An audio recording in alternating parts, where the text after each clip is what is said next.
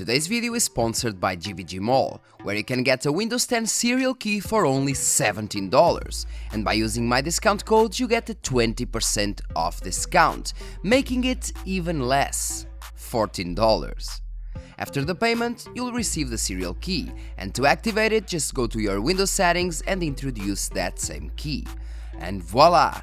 You have an activated system for only $14.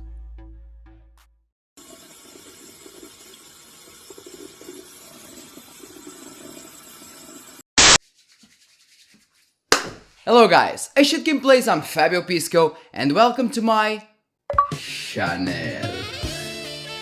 Well, you know that I'm not the kind of guy that usually likes to bash brands or to bash people, but this time it is well deserved, and it is pretty ironic actually.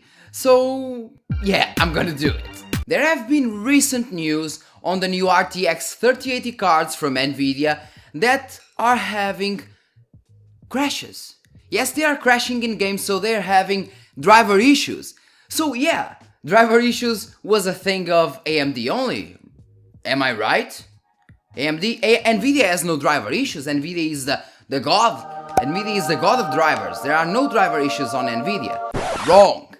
You may think I am kind of fanboying or doing something like that, but it's not really that, because unlike some of the users, I do understand that this is a new architecture, and some users are saying that, okay, of course this is a new architecture, but those same users that are saying that for Nvidia were actually saying some shit like, oh man, I'm never gonna buy AMD because AMD drivers are crap, Nvidia gives no issues. And now they are saying that to kind of justify their buy. But man, just one thing, it's a new architecture. But the same applies to RDNA on AMD's side. Okay, hey, I'm not defending AMD because AMD did a lot of shit and still does a lot of shit in some driver versions.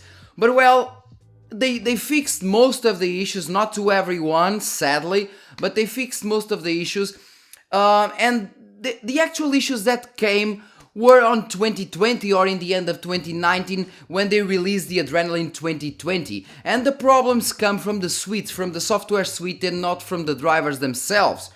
So in 2018 and 2019 AMD actually had way more stable drivers than Nvidia had, and now it kind of changed due to a new architecture. Then in this case the RDNA cards, the Navi cards, the RX 5000 series.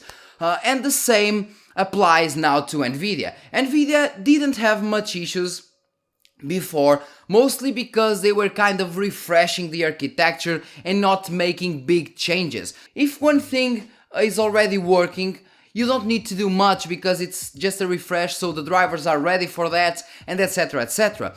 But now Ampere has kind of, well, let's say, a lot of different things, so it is kind of a redesign, so the drivers must follow, and that takes time.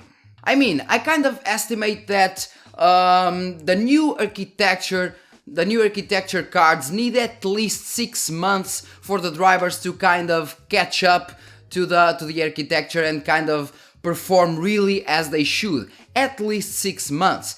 AMD took a lot more time than that, sadly, but just because they shoot themselves with the Adrenaline 2020 suite.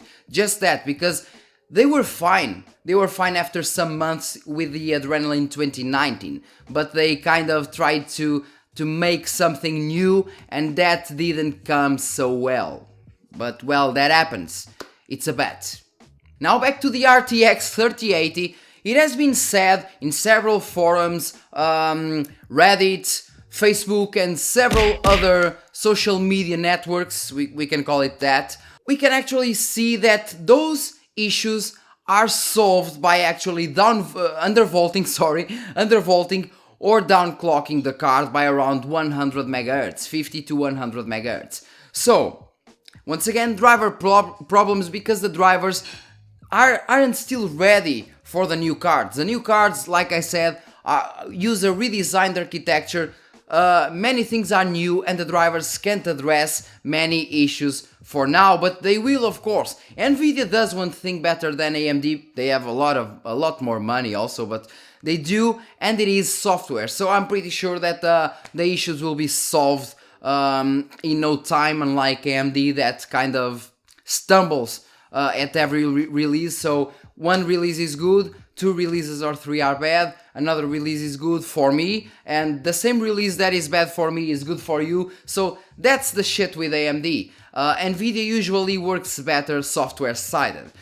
But what I want to say actually is that these issues are easily fixed by downclocking or undervolting the card. That means that has something to do with the drivers and how the power consumption works. I think something like that, because they are set to crash when the boost clocks exceed 2 GHz. So below that, everything is fine. If you undervolt, everything is fine. So it leads me to believe that it is actually driver related and not hardware related. It can be, but I hope not. And well, let's not forget that most of the issues are actually overclock related. And people that think that they have stable overclocks, once they get a more powerful GPU, the GPU will push more, and that will push more from the CPU and RAM, and that may reveal an unstable overclock. So that is also a thing. And that also happened for people using the RX 5700 XT. Some people were using CPUs like Ryzen 5 2600, and they were using those CPUs overclocked with, let's say, an RX 570, and that GPU is weak. So the GPU didn't ask much of the CPU, so they had an unstable overclock, but it was actually working fine because the GPU was weak. But then they upgraded the GPU to the RX 5700 XT, and the GPU asked way more from the CPU and RAM, and that kind of showed the unstable CPU overclock. But those people didn't understand that, and they were actually saying, RX 5700 XT is a shit, I have black screens, I have this, I have that, and most of the times it was just an unstable CPU or RAM overclocking. Before testing a new GPU, just put things to stock and see if it is actually GPU related or not. The same applies for AMD or Nvidia. Okay? And well, in this video I didn't say much, but it is what it is. It is kind of a chatting video. You can leave your comment on the comment section and tell me what you think. But like I said, once again, it is a new architecture.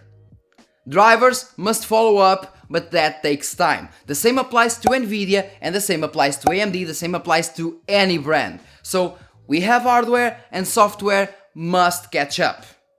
When I was younger, it was actually the opposite. Software was way ahead of its time and the hardware was catching up. But nowadays it's actually the opposite. We have really good hardware, but the software needs to catch up. It's funny how things change. Now guys, I know that this video was very basic, but I hope you at least understood what I wanted to pass to you. The ideas I wanted to pass to you and how idiotic all the blah blah blahs are in most of the cases. So most users have really and serious problems, but those are defective cards, and that happens to any hardware. Any hardware has a rate of failure, so that happens and the cards must be changed, must be at least sent back, and the user must receive a new one. That may happen, but overall the issues are not what they seem, and usually they are user related.